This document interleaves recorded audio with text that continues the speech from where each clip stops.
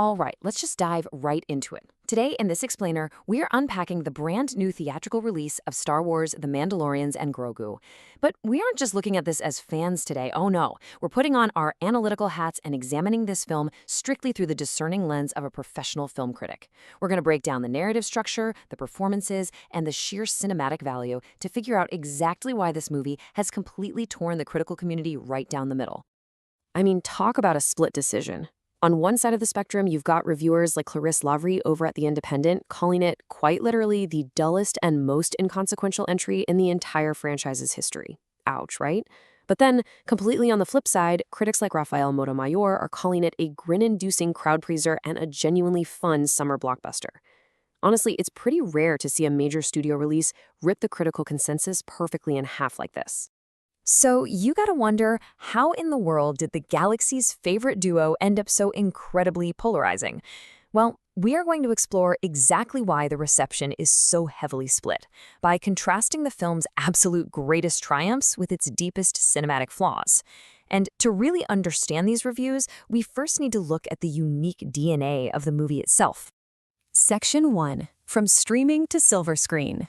Okay, so to get where the critics are coming from, we have to talk about how this story leaped from being a weekly Disney Plus show to a massive, large-format theatrical experience. Back in 2019, The Mandalorian premiered and, let's be real, essentially anchored the entire streaming platform. Fast forward to 2023, and director Jon Favreau actually had all the scripts written for a fourth television season. But then, the Hollywood strikes hit, causing huge production delays.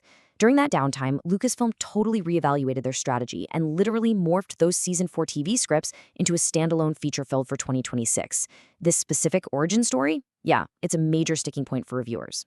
And anchoring the scope of that massive pivot is a staggering $165 million budget. That is a colossal amount of money, and it really sets the baseline for the critics. Because, look, when a studio spends that kind of cash, reviewers are expecting a certain level of grand, sweeping, undeniable cinema. Section 2. A small-stakes space adventure. So does the actual narrative measure up to that massive budget? Well, on paper, it sounds like a classic Star Wars adventure. The story follows Din Djarin and Grogu, who are now working for the New Republic, on a mission to rescue Jabba the Hutt's son, Rada, from a rival crime lord named Unucoin. This whole thing takes our heroes to a wild gladiator arena on Shikari to fight monsters, and eventually leads to a huge showdown with the Hutt twins on Nal Hutta. But here's where we hit a snag, and it brilliantly illustrates the core issue many critics had.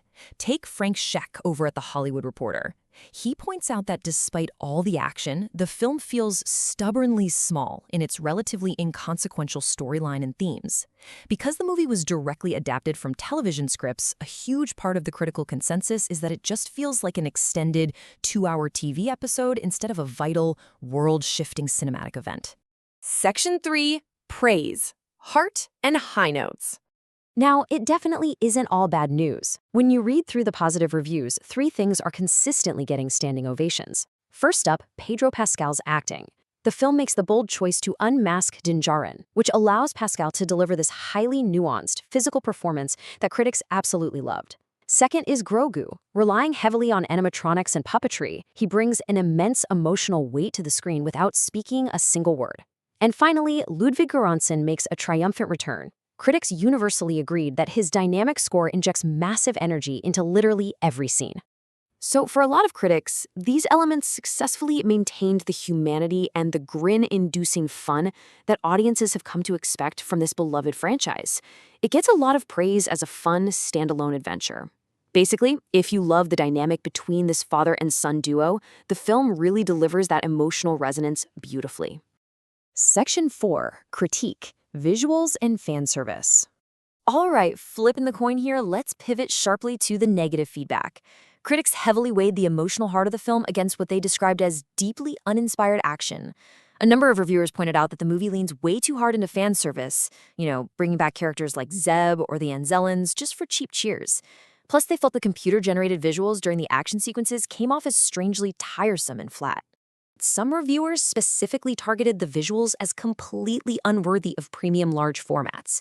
Giovanni Lago at Next Best Picture wrote a pretty scathing review stating exactly that nothing felt worthy of gracing an IMAX screen. On top of that, the film cast the incredibly talented Jeremy Allen White to voice Jabba the Hutt, but critics heavily slammed his vocal performance. They called his audio dialogue replacement, or ADR, completely unconvincing and dispirited. And critics like Peter Bradshaw from The Guardian really nailed the overarching negative sentiment for a lot of folks. He felt the film ultimately lacked the extravagant space melodrama necessary to actually justify a full theatrical release. You know, the magic of Star Wars in the theater has always been that sweeping operatic scale, and for many professional critics, this film simply didn't reach for the stars. Section 5. The final box office verdict. So what does all this critical whiplash actually mean for the numbers? Because at the end of the day, critical reception directly impacts financial performance. Over on Rotten Tomatoes, out of 171 professional critics, the film sits at exactly 61% positive. It is hovering right on the absolute razor's edge of being considered fresh, which perfectly captures a heavily divided reception where nearly 4 out of 10 critics walked away disappointed. Similarly, the film landed a Metacritic score of 53 out of 100. In the film criticism world, a 53 officially categorizes the critical consensus as strictly mixed or average. It is a dead center grade for a franchise that's usually used to either massive critical acclaim or massive critical failure. And when we look at the box office projections, we see the real-world impact of this mixed reception. Projections show an $82 million domestic opening weekend. Now, while that probably sounds like a mountain of money to you and me, for Disney, that is actually on the very lower end for any Star Wars title released since they acquired Lucasfilm. The global projection is sitting at about $160 million. Solid? Sure. But it's definitely not the billion-dollar behemoth numbers the studio usually aims for. So as you weigh the incredible emotional heart of the film against its structural television-style flaws, we really have to ask a bigger question. With a heavily divided critical reception and a comparatively low box office projection, is this streaming to theater pipeline truly the future of the franchise? Does taking a TV show and putting it on an IMAX screen actually work? Or does it just leave everyone wanting more? I'll leave you to ponder that one. Thanks so much for joining me on this explainer, and keep thinking critically.